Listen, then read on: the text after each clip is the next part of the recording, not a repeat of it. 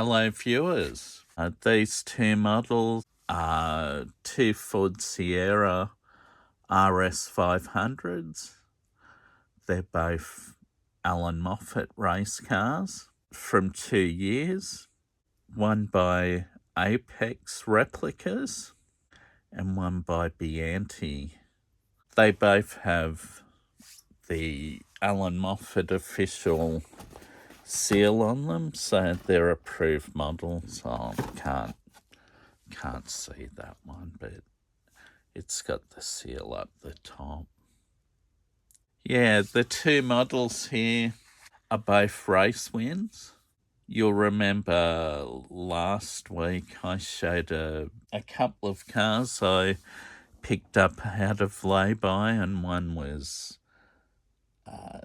Allan's son James's Fujitsu series FG Falcon supercar, and the other was a Larry Perkins Denny Holm Holden VL Commodore, which came second at the Sandown 500.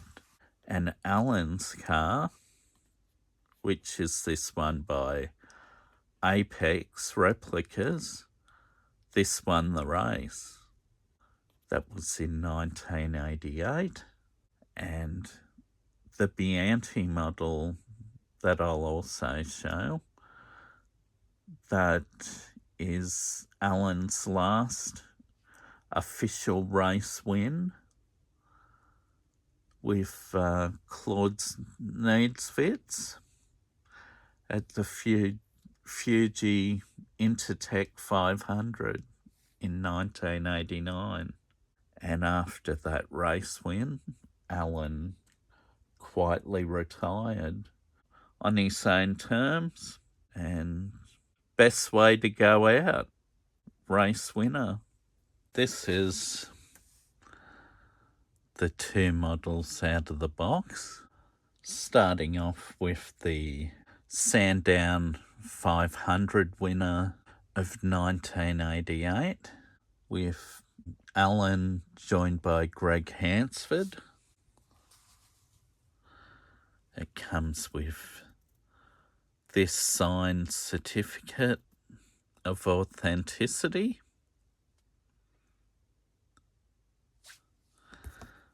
with the official Allan Moffat collection seal on it.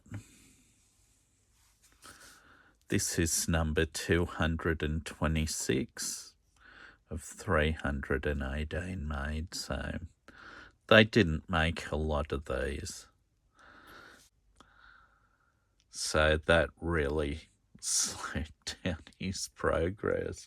But he did return to the race, and he ended up finishing in third spot, but it was won by Allan Moffat and Gregg Hansford, and it was number 6 win for Allan, which was a pretty good record.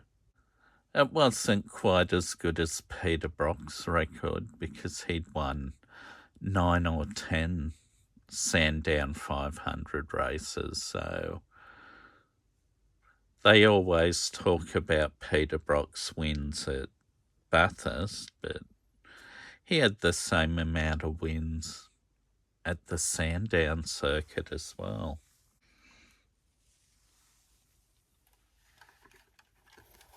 I will show under the model.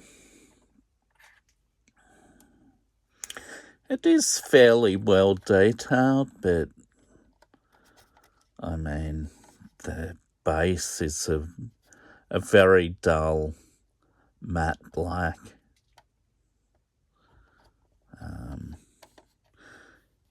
It's got a good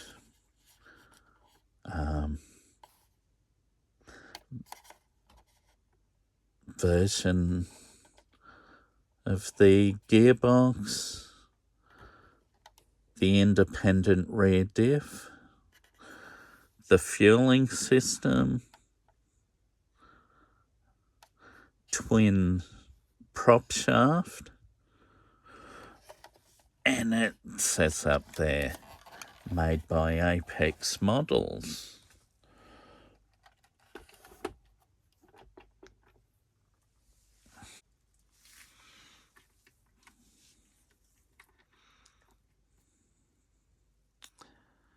Now send it on a lap.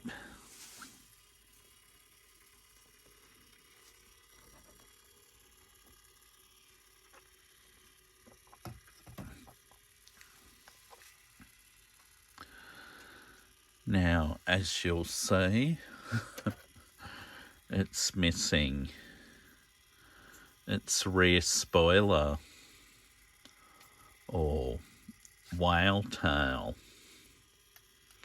as these things tend to get called.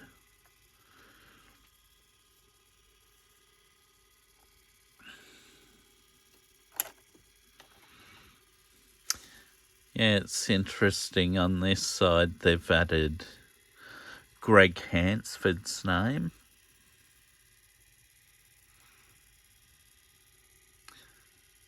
And on the right-hand side, they've got Allan Moffat's signature.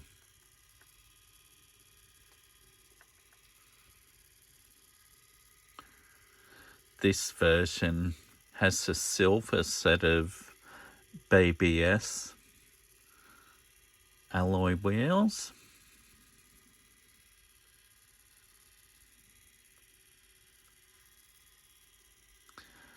And it is quite a nice model. It's nicely detailed. I had a bit of difficulty opening the doors, so I'm not going to force them, and I really need to find my little plastic stick for opening the doors.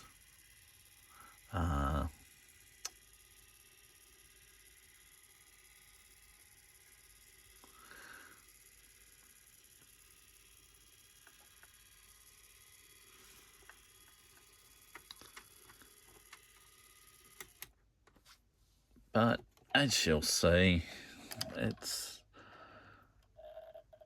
quite a nice model. They are a car that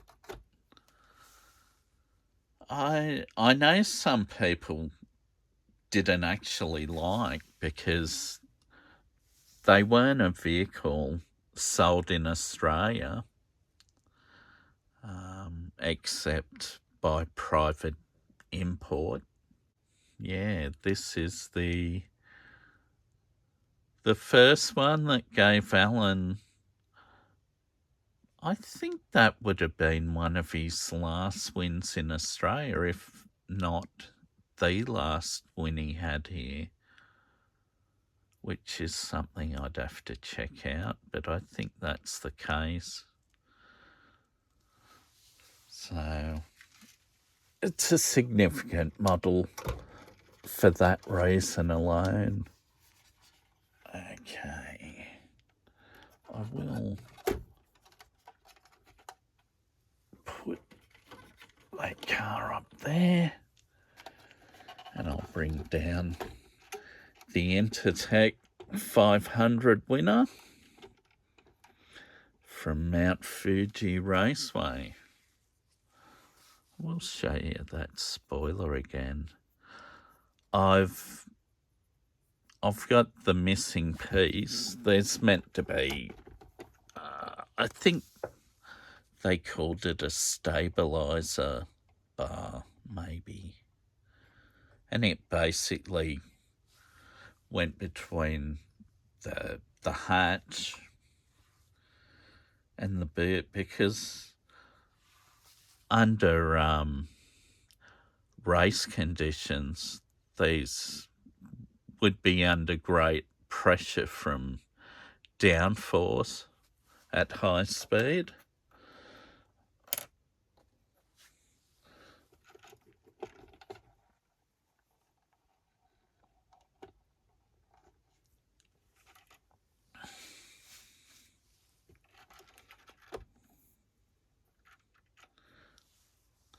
Yeah, as you can see, this is basically a very similar model to the other one, and for good reason, as I'll show you shortly. This model has another signed certificate of authenticity, but it actually isn't, because I believe this signature was a stamp, because by the stage of this model being manufactured, Allan didn't have the ability to sign his signature anymore. This is an authentic signature, and you can tell because he's put his ABE of the what is an ABE of British Empire? It's, yeah, something he was quite proud of. But, yeah, I mean, the stamp they did of his signature looks very, very similar. And they did a great job. I guess because he'd signed his signature or autograph so many times over the years, it just had one style.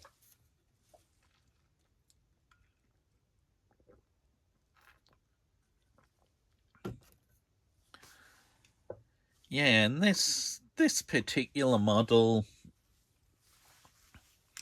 it is very similar to the other one, except for the gold wheels. And this one has Dunlop writing on the tyres, which is how it would have been. It's actually quite unusual that the Sandown 500 winner doesn't have the Dunlop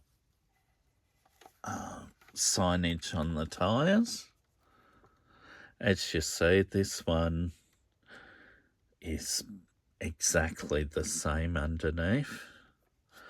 But one thing you'll notice, it's still got the Apex branding on the base. And that's because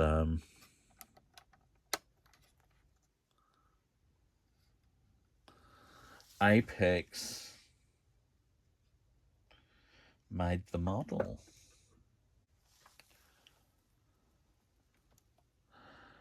That's under the engine bay.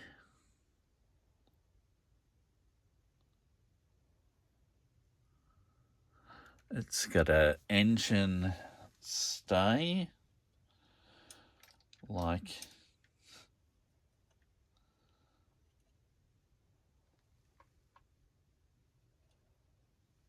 the Larry Perkins car last week. So, engine prop, I guess, is another name for it.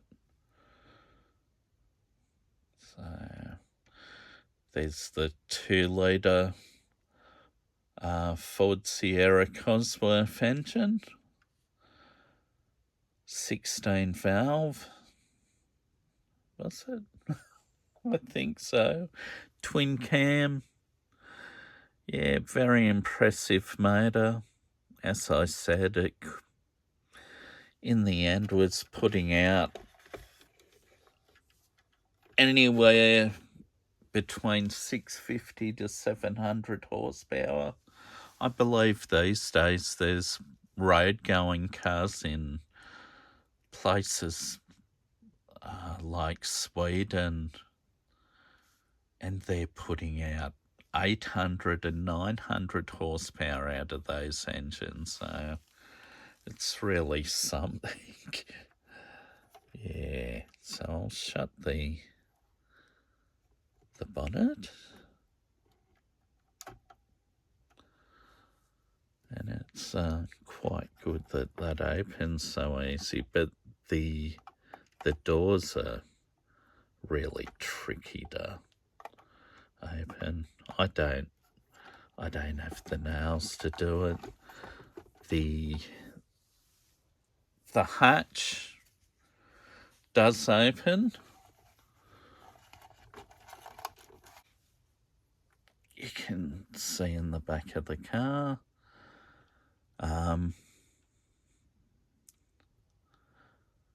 Not a great deal of detail. You got fuel fillers either side. I think one was for a fuel filler and the other side was for a venting churn.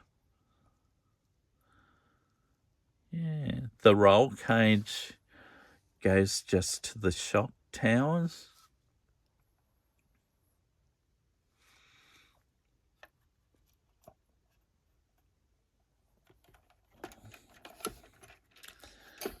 But it's, yeah, quite a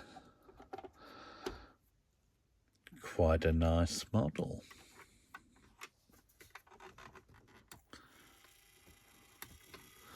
I mean, there is a few slight changes with the sponsorship. I mean, got a Dunlop sticker up the front as well as BBS. Channel 7 Sport. SO. It's got the Dunlop sticker on the wing. So this one never had that. Allan, he worked in commentary for Channel 7.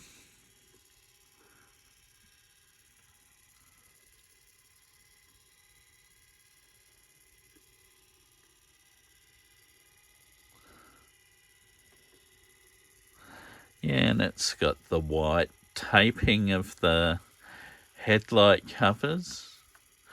When Eggenberger had their Texaco cars that raced in Australia, they ran different coloured tape on the headlights. One car had red, another car had yellow, and I think their third car had black headlight tape. But I'd have to check that because they ran 3 Ford Sierras at Bathurst in 87 and they got disqualified.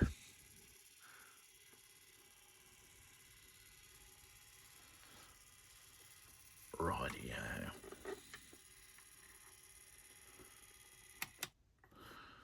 Now, I notice there's a red sticker there.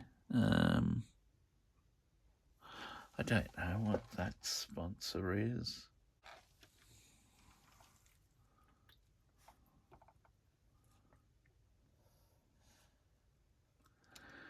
Yeah, Klaus Niedwiedz. He was a very talented German driver.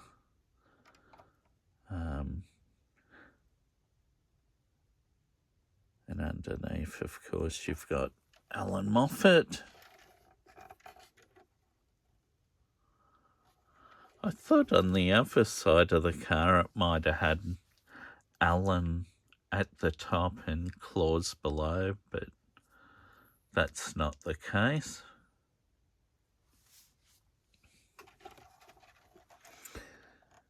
Yeah, it's a shame I can't open the doors. I'd show you the interior.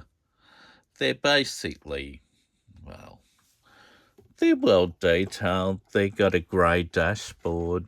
It's got the instrument panels. Race seat. Fire extinguisher. Roll cage. Gear shifter.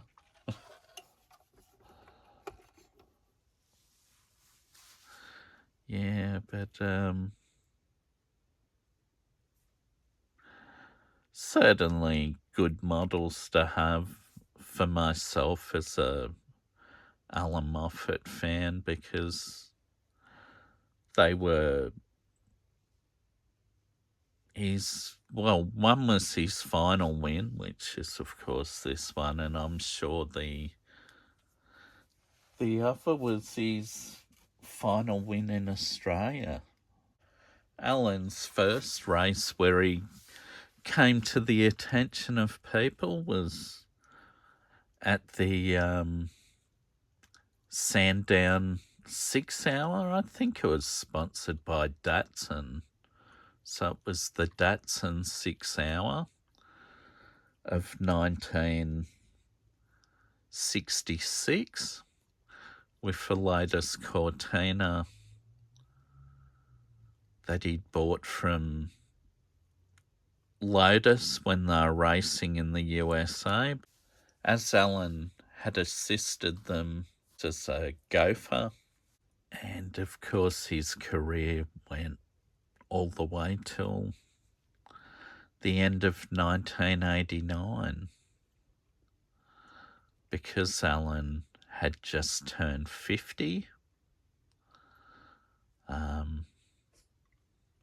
And I was going through my mind why the number 39 was on the car, and it was because Allan was born in 1939. So, yeah, it came back to me.